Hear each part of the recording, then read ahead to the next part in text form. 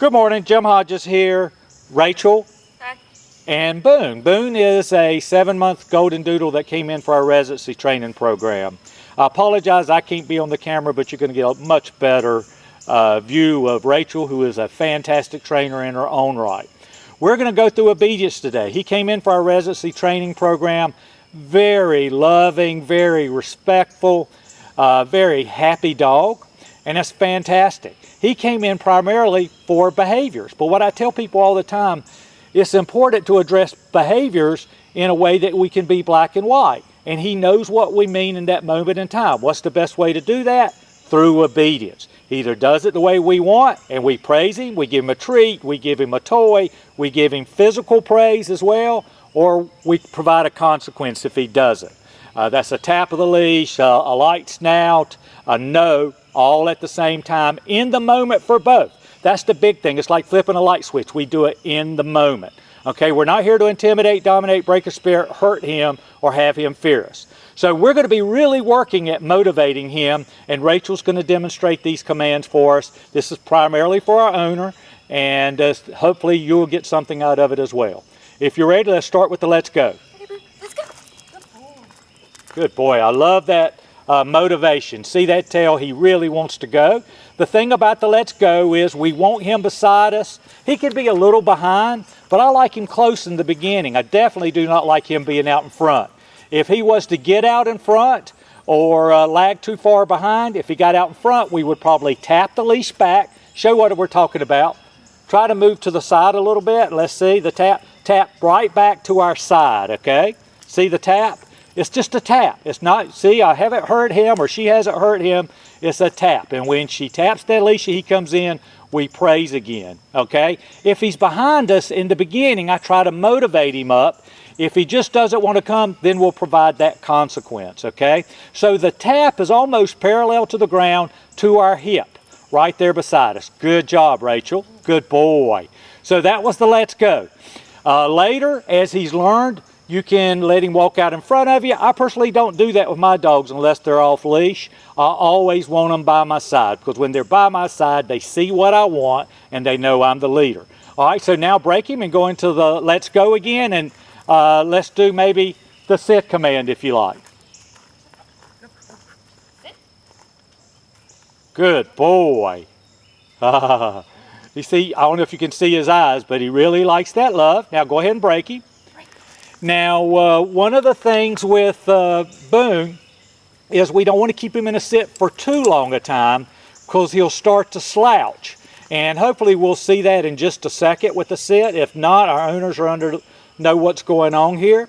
I don't like a slouch. Most times dogs grow out of that, but we firmly pull up to get them to where they are. Firmly means just guide him strongly. When we go to sit, there's a hand signal straight up. If he doesn't sit, we're going to tap the leash straight up above his head. And when we do that, we're going to tell him, no, sit. And if he does it, we're going to provide a light praise to let him know he's done good, okay? Typically, in all my videos, you'll see I don't like to keep a dog in a sit for a long time.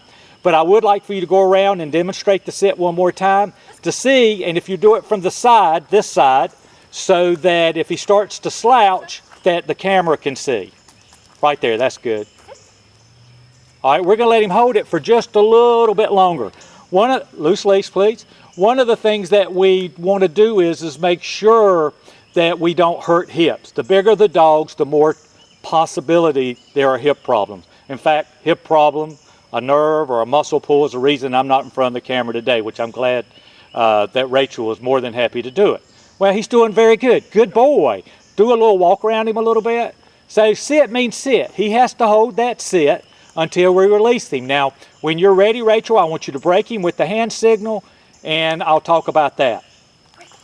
Notice her hands are right there. Notice she stepped away. The purpose of the break command, of course, is to release him from the command. When we release him from the command, he can do anything he wants as long as he doesn't pull on the leash or jump on us or what have you. If you saw Rachel step back, what she's doing is subliminally encouraging him to come to us. Notice her hands were in between her legs because we're putting a target there for Boone, okay? And we're trying to get him to the point that we are the center of his universe. Now, when you're ready, let's do the DOWN. Down. Notice her hand signal from the side. That's a down. Down is down. He cannot roll over, and I was just getting ready to talk about that. No, down.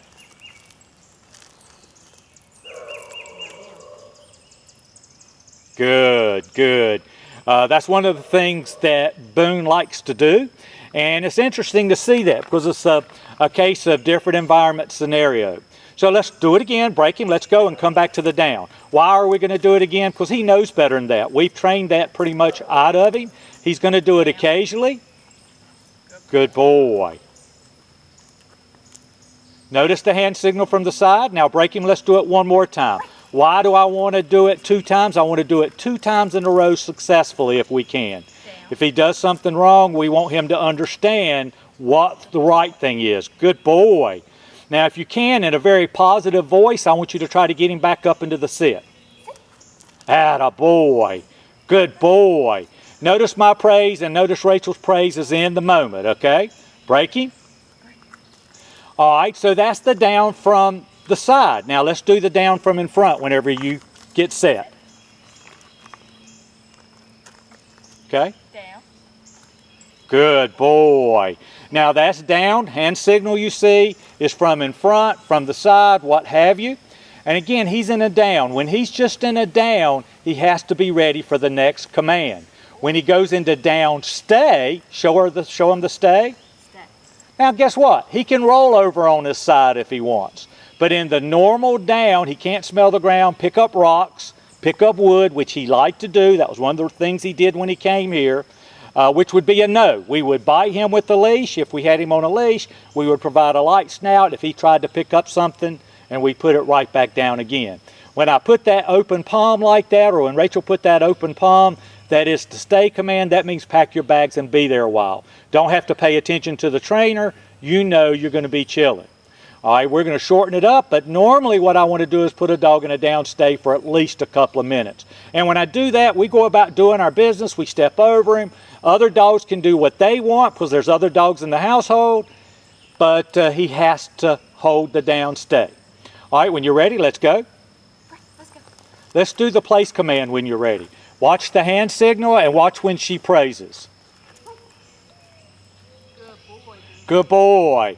Now, of course, that's our community bed. He's checking out what other dogs have been on there this morning. Your bed at home will not be like that because it's got your smells there.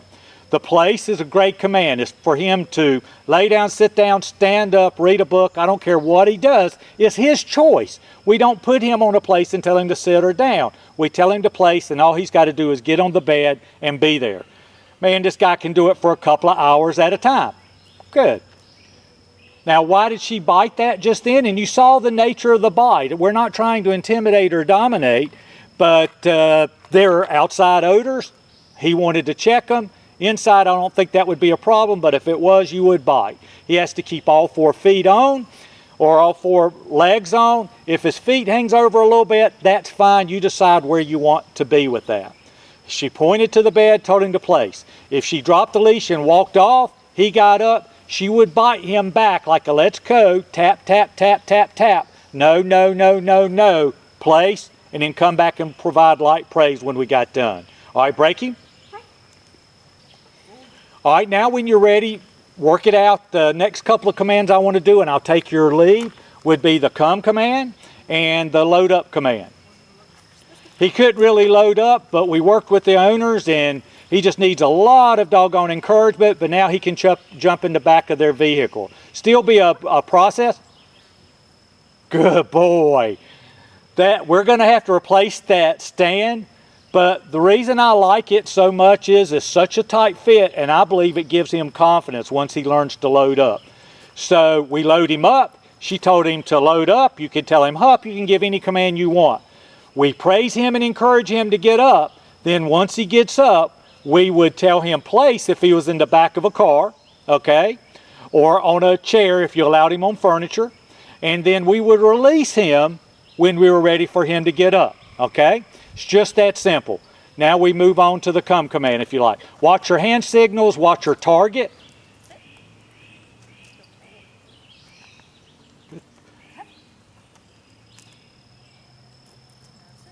All right. One of the things he likes to do is put his head in between our legs. That's not correct. We're going to do it again. Good boy. Now what I will do is I'll not pet him. I'll tell him good boy, and I'll try to encourage him to look at me. If that doesn't work, I do exactly what Rachel did right there, is bring his head up. Let's walk around. Let's do it again. Remember what I said, the rule of 2. If he does something wrong, we come back and do it 2 times in a row correctly. Good boy. I'm sorry, one more time. That was really good. I liked it completely. I'm terrible, but we're going to do it again.